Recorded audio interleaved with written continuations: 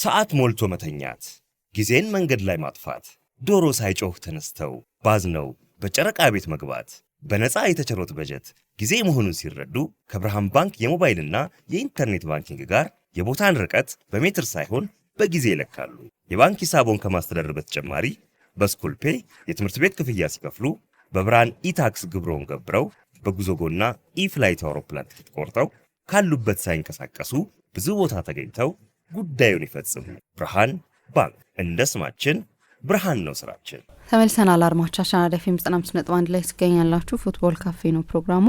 የሊቨርፑልን ጉዳይ እንመልከት። ሊቨርፑል እንደዚሁም በቀጣይ ውድድር ዓመት አዲስ ግንባታ የሚፈልግ ቡድን ይመስላል። በተለይ ደግሞ በዚህ የውድድር ዓመት እየለቀቁ ያሉ ተጫዋቾች እንዲሁም ተጫዋቾቹ ያሉ ራሱ የቡድኑ ጉዞ መጥፎ ነበር በዚህ የውድድር ዓመት። በእርግጥ ባለፉት ጥቂት ጨዋታዎች ላይ ወደ ሻምፒየንስ ሊግ መመለስ የሚችሉባቸውን ጥሩ ውጤቶች እያገኙ ነው የሚገኙት። ግን በጥቅሉ ከዝውውሮቹ በኋላ ከትላልቅ ዝውውሮቹ በኋላ ሊቨርፑል የሚጠበቅበት ቦታ ላይ አልተገኘም እና እንደ አዲስ ቡድኑ መስራት የሚጠበቅባቸዋል። ይህንንም ጉዳይ እናንሳ። ልክ ነው ምሳ። ባለፉት ጥቂት ዓመታት ያ የየርገን ክሎፕ ምርጥ ቡድን ቀስ በቀስ እየፈረሰ የሆኑ ተጫዋቾች እየለቀቁ ምናልባት የመጀመሪያው ትልቅ ለቃቂ ሳዲዮ ማኔ ሳይሆን አይቀርም ወደ ባየር ሚኒክ የሄደበት ማለት 2023 ላይ። ከዚያ ቀጥሎ በ2022 ማለት ነው 2021-2022 የውድድር ዘመን መጨረሻ ላይ ነው ወደ ባየርን ሄዶ የነበረው። ከዛ በ2023 ደግሞ አዲስ የአማካይ ክፍል ግንባታ አስፈልጋቸው አንበላቸው ጆርዳን ሄንደርሰን ለቀቀ። ጂኒ ቫይናልደም አስቀድሞ ለቆ ነበር። ጀምስ ሚልነርም ወጣ።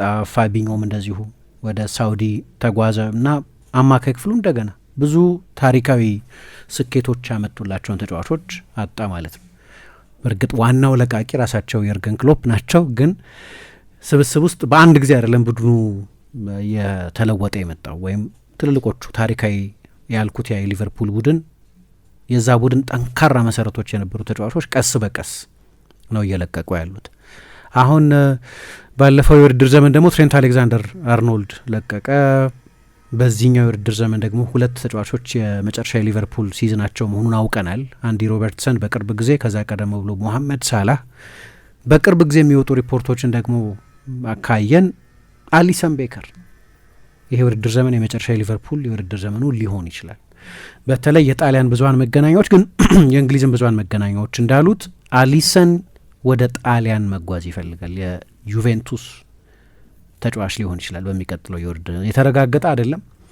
ከ2 ወር ወይም ከ1 ወር በፊት ነው ሊቨርፑል የተጫዋቹን ኮንትራት በ1 ዓመት የማራዘም መብት ነበረው። ያንን አድርጎታል። ግን ለሚቀጥለው የውድድር ዘመን ቅርታ በጣም ሰሞኑን ድምፄን እየረበሸኝ ነው እና የተጫዋቹ ወኪል ሰሞኑን በቱሪን ነበር የአሊሰን ቤከር ወኪል። ተጫዋቹ ወደ ጣሊያን መሄድ ይፈልጋል። በጣሊያን ነው መጀመሪያ ስሙን ያደረጀው እና የዓለም የምንጊዜም ውዱ ግብ ጠባቂ ሆኖ ወደ ሊቨርፑል የመጣው በእርግጥ ከቀናት በኋላ ከፓሪስ አሪዛባላጋ ይህንን ሬከርድ ከቢልባኦ ወደ ቼልሲ በተዘዋወረ ጊዜ አሻሽሎታል። ግን የዓለም ውድ ነበር በሆነ ጊዜ እና በጣም በትልቁ ስሙን የገነባው በጣሊያን የሮማ ግብ ጠባቂ በነበረበት ጊዜ ነው። ግን ደግሞ የጣሊያን ፓስፖርትም ያለው ነው። የጣሊያን ሄሪቴጅ አለ። እሱም ባለቤቱ ናታሊ ትባላለች። ሁለቱም ብራዚላውያን ቢሆኑም ግን የቤተሰቦቻቸው አንሴስተሪ የዘር ሀረግ ከጣሊያንም የሚመዘዝ ነው። አቀላጥፈው ጣሊያንኛ የሚናገር ነው። ወደ ጣሊያን መመለስ በእነዚህ ምክንያቶች እና ደግሞ ለዩቬ መጫወት ዩቬ ምርጡ ጊዜ ላይ ባይሆንም ግን የሉቺያኖ ስፓሌቲ ቡድን በሚቀጥሉ ዓመት ወደ ቻምፒየንስ ሊግ ለመመለስ ያለው እድል በጣም ሰፊ ነው።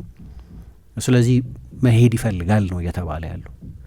ምንም እንኳ አዲስ ኮንትራት ኮንትራቱን ሊቨርፑል ነው ትሪገር ያደረገው። ስለዚህ ድርድር የሚጠይቅ አልነበረም። መጀመሪያ 2022 ላይ የፈረመው ኮንትራት ነው ለተጨማሪ 1 ዓመት ተጫዋቹን በአንፊልድ ሊቨርፑል ከፈለገ ዩኒላተራል ነው ደግሞ ሊቨርፑል ከፈለገ ለአንድ ተጨማሪ ዓመት ተጫዋቹን ማቆየት የሚችልበት ስምምነት ወይ አማራጭ ነው ኦፕሽን ነበረው። ያንን ያደረገው እና አሁን ተጫዋቹ ደግሞ ቅድም ስለ ብሩኖ የሆነ ቦታ ላይ አንስቼዋለሁ። ለግብ ጠባቂ ያን ያህል በእድሜ ብዙ ላይ ሆን ይችላል 33 ዓመት። አሁን በሚቀጥለው ዓመት በእኛ ጥቅምት ላይ 34 ዓመት ይሆነዋል። ግን ደግሞ ያን ያህል ወጣትም አይደለም ለግብ ጠባቂም ቢሆን። ግብ ጠባቂዎች እስከ 38፣ 39፣ 40 ድረስ ያለ ብዙ ችግር ይጫወታሉ ተብሎ ስለሚታሰብ በማንቸስተር ዩናይትድ ቫንደር ሳር እስከ 39 ዓመቱ ድረስ ተጫውቷል። ለምሳሌ ዩናይትድ ሲያስፈርመው 33 ዓመቱ ነበር።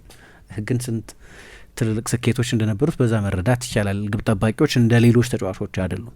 አሊሰን አሁንም ተጨማሪ አመታት አሉኝ ብሎ ያምናል እና ሊቨርፑል የ1 አመት ኮንትራት ብቻ ማስፈረሙ ሲምቦሊክ ነው።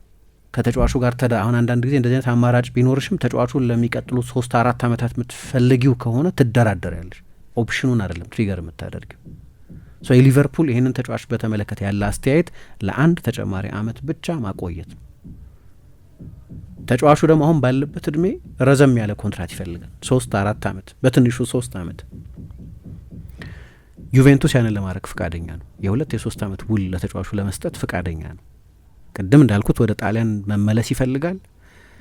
ከጣሊያን ጋር ታሪክ አለው፣ ደምም አለው። ግን ደግሞ በቢዝነስ አንጻርም ካየሹ ደግሞ ተጨማሪ የበለጠ የሚማርክ የኮንትራት ፕሮፖዛል ነው ዩቬንቱስ ያቀረበለት እና የተጫዋቹ ወኪል ታይቷል ከዩቬንቱስ ሰዎች ጋር ሲነጋገር።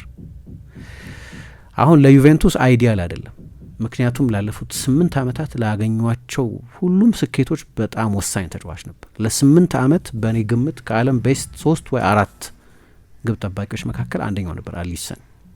ሞደርንም ነው፣ ግን ደግሞ ሙከራ የማዳን ግብ ጠባቂው አስደናቂ ነው። በእግሩ ሲጫወት ድንቅ ነው። 1 ለ1 ሙከራዎችን ሲያድን ድንቅ ነው። በተለይ ደግሞ ይሄ በሀይ ላይን ለሚጫወት ቡድን በጣም አስፈላጊ ነው፣ ምክንያቱም ብዙ ጊዜ 1 ለ1 ትገናኛለች ማለት ነው። ሪፍሌክሶቹ ጥሩ ናቸው። በጣም የተረጋጋ ነው። ስለዚህ ለተከላካይ መስመሩ ከፊቱ ላሉት ተጫዋቾች ዋስትና መስጠት የሚችል ነው። ግን በቅርብ ጊዜ እየተፈጠረ ያለ አንድ ችግር አለ። ችሎታውን በተመለከተ ጥያቄ ምልክት ኖሮ ባያውቅም ግን የጉዳት ታሪኩ ግን በቅርብ አመታት ያሉት የጉዳት ሁኔታዎቹ ግን ሊቨርፑልም ቢሆን እሱን ማጣትን እንደው ወርልድ ክላስ ግብ ጠባቂ ያጡታል። አሁን ያለው ቨርዥን ግን ለግብ ጠባቂ ብዙ ጉዳት የሚጎዳ ተጫዋች ነው። በዚህ የውድድር ዘመን ብቻ 10 የሊግ ጨዋታ አልፎታል። ባለፈው የውድድር ዘመን ኪቪን ኬለኸር ከሁሉም በፕሪሚየር ሊግ ከነበሩ ቁጥር 2 ግብ ጠባቂዎች ወይም ተጠባባቂ ግብ ጠባቂዎች ብዙ የተጫወተው ግብ ጠባቂ እሱ ነው። እንዲሁም አንዳንድ ብዙሃን መገናኛዎች ኬለኸርን መልቀቅ አለበት ነበርም የሎንግ ተርም የሊቨርፑል ቁጥር 1 መሆን የነበረበት እሱ ነው ይላሉና የሆነ ቁጭት አለ የሚል አስተያየት ይሰጣሉ። እንግዲህ ማማርዳሽቪሊ በተሰለፈባቸው ብቃቶች ከነዛ የፓሪስ ሳን ጀርማን ጨዋታ በስተቀር ያን ያህል የሚያስተማምን አለመሆኑ ለዚህ ቁጭት መነሻ እንደሆነ አላውቅም። እኔ በጣም ጥሩ ግብ ጠባቂ እንደሆነ አውቃለሁ። በቫሌንሲያ በነበረበት ጊዜ ከላሊጋ ቤስት ግብ ጠባቂዎች መካከል አንደኛው ነበር። የአውሮፓ ዋንጫ ላይ አይተነዋል አይደለም? ለጆርጂያ ሲጫወት በጣም ግሩም ግብ ጠባቂ ነው። ችግሩ ግብ ጠባቂ ኮንፊደንስ ፖዚሽን ነው ይባላል። ቁጥር 1 እንዳልሆንሽ የምታውቂ ከሆነ ሁልጊዜም የጥርጣሬ ጥላ አለ፣ ዲግሪ ኦፍ ዳውት። አሰልጣኙ ፍጹም እንደሚተማመንብሽ ማወቅ ትፈልጊያለሽ። የኮንፊደንስ ፖዚሽን ነው የግብ ጠባቂ ፖዚሽን በጣም።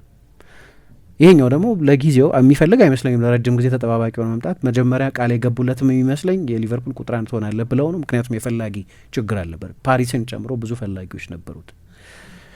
ስለዚህ አሁን ለመገምገም ያስቸግራል። እሱን ማማርዳሽቪሊ ጥሩ ግብ ጠባቂ ለአሊሰን የሚሆን በአሊሰን ደረጃ ላይ አይደለም ኦፍኮርስ፣ ግን በጣም ጥሩ የሆነ ጊዜ ወደ ዓለም ዋንጫው በሚያንደረድረው ሲዝን በ2023/24 የውድድር ዘመን በላሊጋ በሴፍ ፐርሰንቴጅ በሚባለው ቁጥር 1 ግብ ጠባቂ ነው የነበረው። ከላሊጋው ምርጥ ግብ ጠባቂዎች መካከል አንደኛው ነው። እኔ ፖቴንሻል ቁጥር 1 ያላቸው ነው የምለው። አሁን አናቅም ስለ ግብ ጠባቂው። የሆነ ዋናው ግብ ጠባቂ በተጎዳ ጊዜ ለመጫወት የተቀመጠ ግብ ጠባቂ ሲሆን ያ ኮንቲኒቲም የለም። አሊሰን ቢመለስ ቦታው ተመልሶ ይወሰድበታል። በዚህ አይነት ሁኔታ ውስጥ ትልቁ የግብ ጠባቂ የሚያስፈልገው ኮንፊደንስ የለም ማለት ነው። ቁጥር 1 ነህ የሚለው ኮንፊደንስ የለም ማለት ነው። ስለዚህ እሱ ብቻውን ሳይኮሎጂካሊ አፌክት ሊያደርግ ይችላል። ለማንኛውም ግን የአሊሰን ሁኔታ አዲሱ ነገር እንጂ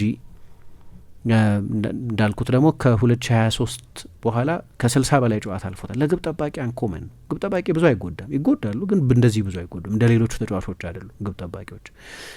በሊቨርፑልም በኩል ቢሆን አሁን ምንድነው የሞሐመድ ሳላህ መልቀቅ፣ የአንዲ ሮበርትሰን መልቀቅ፣ ምናልባት አሊሰን ቤከር የሚለቅ ከሆነ ሊቨርፑል አንደኛ ነው በደሞዝ እንግሊዝ ውስጥ። አሁን በመጨረሻው ሪፖርት ዌጅ ቢሉን መቀነስ ይፈልጋል ሊቨርፑል እና የሳላህ መልቀቅ ዝውውር ተፈጽሞበት ገንዘብ ባያገኙበትም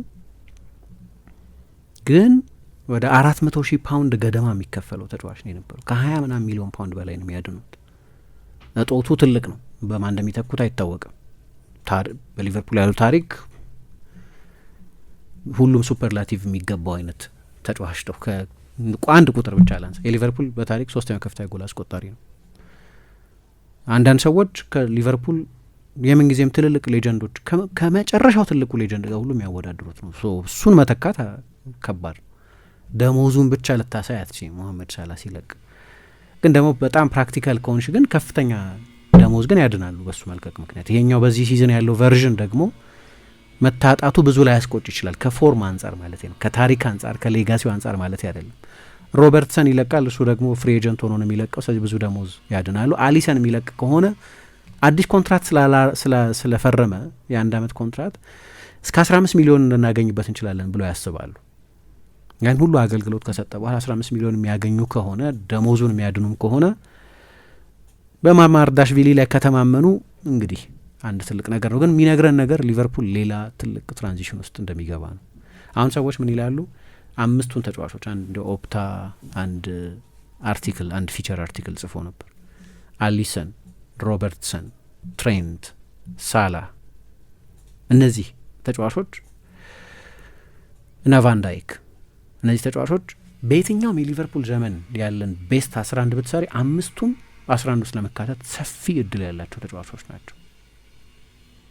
እንደ 1980ዎቹ ብዙ ዋንጫ የወሰደ አይደለም ይሄኛው የሊቨርፑል ቡድን።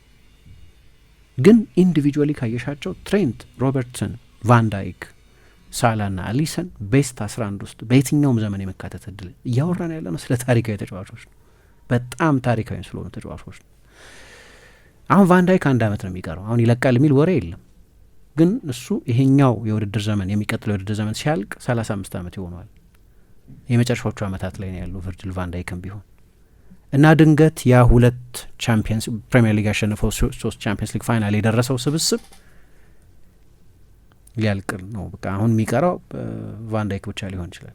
ከሌጀንዶቹ መካከል ማለት ነው። ከርቲስ ጆንስ፣ ጆ ጎሜዝ አይነት በዛ ጉዞ ውስጥ የነበሩ ተጫዋቾች ነበሩ። ግን አሁን የጠቀስናቸውን ተጫዋቾች አይነት አስፈላጊነት አልነበራቸውም። እነዚህ ሌጀንዶች መተካት ደግሞ በጣም በጣም ከባድ ነው። እያንዳንዱ ማማርዳሽቪሊ እኮ ሲመጣ ወደ 30 ሚሊዮን ፓውንድ የተከፈለበት ሁሉም አዶንስ የሚከፈል ከሆነ ግን ቢሆንም የአሊሰንን ጫማ መሙላት በጣም ከባድ ነው። ለሁሉም ተጫዋቾች ተመሳሳይ ነገር ማለት የሚቻል ይመስለኛል። ስለዚህ ሌላ የትራንዚሽን ክረምት ሳይጠብቃቸው አይቀርም። እንመለስበት ምስል ተመልሰናል። አድማጮቻችን ወደ ኤፍኤም 95.1 ላይ ትገኛላችሁ። ፉትቦል ካፌ ነው ፕሮግራሙ። የሊቨርፑልን የቡድን ግንባታ እያነሳን ነው የምንገኘው። የሊቨርፑልን የቡድን ግንባታ የትልልቆቹ ተጫዋቾች መልቀቅ እና እነሱን የመተካትን ከባድ የቤት ስራ ነው እያነሳው የነበረው። የአንድ ታላቅ ዘመን መቋጨት አይነት ብዙ ትልልቅ ድሎች የነበሯቸው ተጫዋቾች ናቸው እና እንግዲህ በዚህ ውድድር ዘመን ቫንዳይክ ብዙ ተጫውቷል። ምሳ እንደምታውቂው ከሁሉም በአውሮፓ ከሚገኙ ተጫዋቾች መካከል ብዙ የተጫወተው እሱ ነው። ስለዚህ አቬይለብል ነው ሁል ጊዜ። ግን ምናልባት በተለየ ሁኔታ ኮንትራቱን ካላራዘመ በስተቀር የአሁኑ ኮንትራቱ ሲጠናቀቅ እድሜው 35 ዓመት ስለሚሆን ያ ታላቅ ስብስብ የተወሰኑ ተጫዋቾችን እንኳ ቢያቆይ፣ አሊሰንም ቢቆይ፣ ቫንዳይክም ቢቆይ ከ1 ዓመት በላይ የሚቆይ ስብስብ አይመስልም እና ለረጅም ጊዜ አብረው የተጫወቱ ተጫዋቾች ናቸው። ቅድም በጠቀስኩት የኦፕታ አርቲክል ላይ ሳላህና ሮበርትሰን በጋራ ለሊቨርፑል 313 ና 273 ጨዋታ የተጫወቱ በክለቡ ታሪክ 5ኛና 7ኛ ብዙ ጨዋታዎች ያደረጉ ተጫዋቾች ናቸው። በጣምራም ብዙ የተጫወቱ ናቸው። ሮበርትሰን ና ሳላህ ለምሳሌ 257 ጨዋታዎችን አብረው ተሰልፈዋል። ይሄ ማለት በፕሪሚየር ሊግ ታሪክ 2 ተጫዋቾች ብዙ የተጣመሩ ተጫዋቾችን ብትወስጂ ከ15 ብዙ ከተጫወቱ ተጣማሪዎች መካከል የሚጠቀሱ ተጫዋቾች ናቸው። ስለ እያንዳንዱ ተጫዋች በተለያየ ጊዜ ስላወራን በግል ያን ያህል በዝርዝር መናገር የሚጠበቅብኝ አይመስለኝም። ግን የቡድኑን ግንባታ የቡድን ግንባታ የኃላፊነት መጠን ግን የሚያሳይ ነው። ለምን መሰለሽ? እኔ ከሚለቁት ተጫዋቾች ባሻገር አሁን ያለፈው ክረምት የሽግግር ክረምት ነው ሲባል ነበር። ብዙ ተጫዋቾች ስላመጡ 2 ቁጥሮች፣ 1 10 ቁጥር፣ 2 አዳዲስ የመስመር ተከላካዮች በማስፈረማቸው ምክንያት አሁንም ተመሳሳይ ነገር ነው የሚጠብቃል እና ሳላህን መተካት አለብሽ እና በማን ይተካል? አንድ ሰው ብቻ ነው ማሰብ የምችለው፣ ማይክል ኦሊሴ ግን አይገኝም። ኤክሰፕሽናል ተጫዋች ነው፣ 150 ሚሊዮን ሊያስወጣሻል፣ ግን ባየር ነው የሸጠው። ከባድ ነው። በሳላህ አውትፑት ደረጃ በዛ ሌቭል ላሚን ያማል ካላልን በስተቀር ወይ ኦስማን ዴምቤሌ ካላልን በስተቀር። ኦስማን ዴምቤሌ በነገራችን ላይ ሊቨርፑል ለአመታት የተከታተለው ተጫዋች ነው። አሁን ፓሪስ ሳን ጀርማ የደሞዝ ኦስቴሪቲ ላይ ስላለ ሊለቅ ይችላል ጭምር እየተባለ ነው። ምክንያቱም ሌላ ጊዜ ልክ የእሱ አይነት ቻምፒየንስ ሊግ ያሸነፈ ባሎንዶር ያሸነፈ ተጫዋች በከፍተኛ ደሞዝ ነው ሪዋርድ የሚደረገው እና ፔዤ ደግሞ ከፍተኛ ደሞዝ የመክፈል አፒታይት የለውም። ስለዚህ ሪሞት ቢሆንም እድሉ አንድ አማራጭ ሊሆን ይችላል። ሳላህን በሌላ ተጫዋች መተካት፣ በተለይ ያንን የጎል አውትፑቱን መተካት የሚቻል አይመስልም። የክንፍ ተጫዋች ኖርማል አይደለም እሱ ያስቆጠረውን የጎል መጠን ማስቆጠር። የሊቨርፑል ታላቅ ተጫዋች ነው፣ ግን ሌላ አይነት አገልግሎት በሚሰጥ ተጫዋች ነው እንጂ የምትተኪው ልክ እንደ ሳላህ አይነት ክሬቲቭ አውትፑት ያለው ልክ እንደሱ ጎል ማስቆጠር የሚችል ልክ እንደሱ አሲስት መስጠት የሚችል ተጫዋች ማግኘት አትችልም። በጣም ከባድ የቤት ስራ ነው። ሮበርትሰንን ሳይላመዱት አልቀሩ። ሚሮሽ ኬርኬዝ በየጊዜው እየተሻሻለ ነው። አንድ እዚህ ጋር ብልሃታቸው የሚመስለኝ አንዲ ሮበርትሰን እያለ ነው ኬርኬዝን ያመጡት። አንድ ጥሩ ነገር ነው። ኢሚዲየት የሆነ ክፍት ቦታ አልተፈጠረም እዛ ቦታ ላይ ግን ቢሆንም ሌላ ትልቅ ታሪካዊ ተጫዋች ነው እሱ እና ቢያንስ የኬርኬዝ ተጠባባቂ ያስፈልጋቸዋል። ኮስታ ሲሚካስን መልሶ ካላመጡትና የስኳር ተጫዋች ካላደረጉት በስተቀር እሱም 29 ዓመቱ ነው። ወደ ሮማ ሄዶም ብዙ አልተሳካለትም። የረጅም ጊዜ የቨርጅል ቫንዳይክን ተተኪ ማስፈረም አለባቸው። ምናልባት የነ ጀረሚ ዣኬ አይነት ተጫዋቾች ዝውውር ከዛ አላማ አንጻር የተደረገ ሊሆን ይችላል። በጣም ልጆች ናቸው እነዚህ። ስለዚህ የበለጠ ለቫንዳይክ ለድህረ ቫንዳይክ የሚሆን የሊቨርፑል ባክላይን እየተሰራ ሊመስል ይችላል። አንድ ትልቅ የቤት ስራን እያቃለሉ ነው። ወጣት ጣሊያን ተከላካይ አምጥተው ነበር፣ ተጎዳባቸው እንጂ እሱም የረጅም ጊዜ ቫንዳይክ ተተኪ ተደርጎ ነው የሚታሰበው። ቅድም ከማንቸስተር ዩናይትድ ጋር ስሙ እየተነሳ ነው ያልኩት ሚኪ ቫን ደ ቪንን ይፈልጉታል ይባላል። የአርነ ስሎት የሀገር ልጅ ነው፣ ሆላንዳዊ ነው። ስለዚህ እሱ የሚመጣ ከሆነ ሌላ ተጨማሪ ያው ማርክ ጌሄን የማስፈረም ፍላጎት ነበራቸው። የበለጠ የስታብሊሽድ ተጫዋች ከሆነ ደግሞ ቫን ደ ቪን በጣም ጥሩ ምርጫ ሊሆን ይችላል። ከዛ ውጪ ግን የቀኝ ፉልባክም ሳያስፈልጋቸው አይቀርም አሁን። ምክንያቱም ጀረሚ ፍሪምፖንግ የሙሉ ጊዜ ቀኝ ፉልባክ መሆን እንደማይችል አሳይቷል በዚህ ውድድር ዘመን እና ኮነር ብራድሊን የፊትነስ ሁኔታውን በማየት እሱም ለዛ መፍትሄ የሚሆን አይመስልም። ለሊቨርፑል ከተጫወተበት ያልተጫወተበት ይበዛል። ትልቅ ተሰጥኦ ነው፣ ግን ገና ካሁኑ ብዙ የጉዳት ታሪክ ይሄ የውድድር ዘመን ላይ ከዛ የአርሰናል ጨዋታ ጀምሮ አልተጫወተም። እንግዲህ የአርሰናል ጨዋታ የ2026 የመጀመሪያዎቹ ሳምንታት ላይ የተደረገ ጨዋታ ነው። አሁን ያው ሜይ 1 ሜይዴ ላይ ነው ያለ ነው። ግን ባለፉትም ዓመታት ተመሳሳይ ችግር ነበር። ትሬንትም እያለ የነበረው ስጋት እሱ ነው፣ የፊትነስ ስጋት አለ። ሁለቱም አንደኛው በፕሮፋይል ምክንያት አንደኛው በፊትነስ ምክንያት አስተማማኝ ስላልሆነ ሊቨርፑል እዛ ቦታ ላይ ከርቲስ ጆንሰን በተለይ ብዙ ጊዜ ዶሚኒክ ዞቦዝላይን አንዳንድ ጊዜ ጆ ጎሜዝን ሁሉ ተጠቅሟል። እዛ ቦታ ላይ ተጫዋች ሊያስፈልጋቸው ይችላል። ሁለት ፉልባኮች ያሏቸው ግን ሁለቱም በተለያየ ምክንያት ለዛ ቦታ የተሰሩ አይመስሉም። ሌላኛው ትልቁ ጥያቄ እንግዲህ ቅድም ያነሳሁት የአሊሰን ጉዳይ ነው። አሊሰንን በተመለከተ ያለው ጥያቄ ማማርዳሽቪሊ ብቁ ነው ወይስ ሌላ ቁጥር አንድ መፈለግ አለባቸው? ሌላ ቁጥር አንድ መፈለግ ካለባቸው ማማርዳሽቪሊ ይሸጣል። ምክንያቱም ቁጥር 2 ለመሆን ፈቃደኛ የሚሆን ግብ ጠባቂ አይደለም። ሌቭሉ ለቁጥር 2ነት ሰዎች አሁን በተከፈለበትም ገንዘብ በሚሰጠው አገልግሎት የፕሪሚየር ሊግ ቤስት ነምበር 2 የሚሉት እሱ ነው። እሱ አንድ አስፈላጊ መፍትሄ የሚፈልግ ነገር ነው። አሊሰን የሚለቅ ከሆነ እሱ ቢግ ኢፍ ነው። ግን አሊሰንም ብዙ ጊዜ አይኖርም። ደግሞ በ2 ሲዝን ብቻ 46 ጨዋታ አልፎታል። በጣም ብዙ ነው ለግብ ጠባቂ። እሱን ቅድም በመጠኑ ስላነሳሁት ነው ምዛለው እና ምሳ ደግሞ ቅድም እንዳነሳሽው እነዚህ ሌጀንዶች መልቀቃቸውና በእነዚህ ተጫዋቾች ቦታ ተጫዋች መተካታቸው ብቻ ሳይሆን እነዚህም እያሉ የነበሩ ክፍተቶች አሉ። በነገራችን ላይ አሁን እንደ ምንም እንኳ የሚረባ ጥቅም የሰጠ ባይሆንም በሊቨርፑል ግን ፌዴሪኮ ኪየሳም የመጨረሻው ሲዝን ነው የሚሆነው። ከፊት ተጨማሪ ተጫዋች ማምጣት አለባቸው። አንዳንድ ያመጧቸው ተጫዋቾች አሉ በሚቀጥሉ ዓመት የበለጠ እንዲጎለብቱ ምንጠብቃቸው። አሌክሳንደር ኢሳቅ እርግጠኛ ነኝ በሚቀጥለው ሲዝን በጣም የተሻሻለ ሲዝን ያሳልፋል። በጣም እርግጠኛ ነኝ፣ በደንብ እናውቀው ተጫዋች ስለሆነ። ፍሎሪያን ቪርትዝ ብዙ ምልክቶች አሳይቷል። በአይንና በስታት የተለያየ ነው። በስታት ከፕሪሚየር ሊግ ቤስት ክሬቲቭ ተጫዋች አይ ቲንክ ከብሩኖ ቀጥሎ ሁለተኛ ብዙ ክሬቲቭ ያደረገ አይመስልም፣ ግን እሱ የሚገርም ነው። ትልቅ ፖቴንሻል ነው፣ ጥያቄ የለውም። እሱም ቢሆን ግን ሌሎች ቦታዎች ላይ እነዚህ ሌጀንዶችም እያሉ ጭምር ሊቨርፑል መሀል ላይ ተጨማሪ ተጫዋች ማምጣታል። በነገራችን ላይ ከርቲስ ጆንስም ሊለቅ ይችላል። እሱም ቢሆን አሁን በእግር ኳስ ሕይወቱ ቁልፍ እድሜ ላይ ነው ያሉ 25-26 ዓመቱ ላይ ሆኖ አንድ ተጫዋች ሁልጊዜ ስኳር ተጫዋች የሆነ መቀጠል ላይፈልግ ይችላል። እኔ እሱን የምጠራጠረው ትልቅ የስካውሰር ነው። ከትሬንት መልቀቅ በኋላ የነበረው ስጋት በክለቡ ደጋፊዎችና በቡድኑ መሀል ያለ ሊንክ ተደርጎ ነበር ትሬንት የሚታየው። በጣም ትልቅ ንዴትም የነበረው ለዛ ነው። ዝም ብሎ ተጫዋች አልነበረም ትሬንት፣ ሲምቦሊክ ኢሞሽናል ዋጋ የነበረው። ግን የሊቨርፑል የቤት ስራ እዚህ ጋር ያበቃ። አሁን ትላንት ማታ ነው ከትላንትና ጀምሮ ሳይ የነበረው አንደኛው ሪፖርት ሪቻርድ ዩዝ የሚባሉት የሊቨርፑል ስፖርት ዳይሬክተር ወደ ሳውዲ ሊሄዱ እየተነጋገሩ ነው። የቆየ ጉዳይ ነው ይሄ፣ ግን ትላንትና የበለጠ የጠራ ወደ አህሊ ወደሚባለው ክለብ ሊሄዱ ነው። ማይክል ኤድዋርድስ 1 ዓመት ኮንትራት ነው የሚቀራቸው። የአርነ ስሎት ጉዳይም እስከ ቅርብ ጊዜ ድረስ አከራካሪ ነበር። አሁን ሴትል ያደረገ ይመስላል። ግን ከእያንዳንዱ መጥፎ ፐርፎርማንስ በኋላ ጥያቄው እየተነሳ ይቀጥላል። እሳቸውንም በተመለከተ ለጊዜው ወንበራቸው ላይ ተደላድለዋል። ግን ከዚህኛው ጋር በጥቂቱ የሚመሳሰል ሲዝን የሚያሳልፉ ከሆነ በሲዝኑ መሀል ስራ የማጣት አደጋ አለባቸው። ሊቨርፑል ኖርማሊ በሲዝን መሀል አሰልጣኝ አያሰነብትም። ግን ይሄኛው አመት ትቶት መሄደው ጠባሳ አለ። በቡድን ስብስብ ውስጥ ብቻ ሳይሆን በቦርድ ሩም እና በድሬሲንግ ሩም ውስጥም በጣም ብዙ ምንድነው ለውጥ የሚደረግበት አመት ይመስላል። አዲስ የቆመ ኳስ አሰልጣኝ ይቀጥራሉ። አሁን ደግሞ በቅርብ ያዩቸው ዘገባዎች እንደሚያሳዩት ሊቨርፑል አዲስ የኮቺንግ ስታፍ አባል ለመቅጠርም እየተነጋገረ ነው።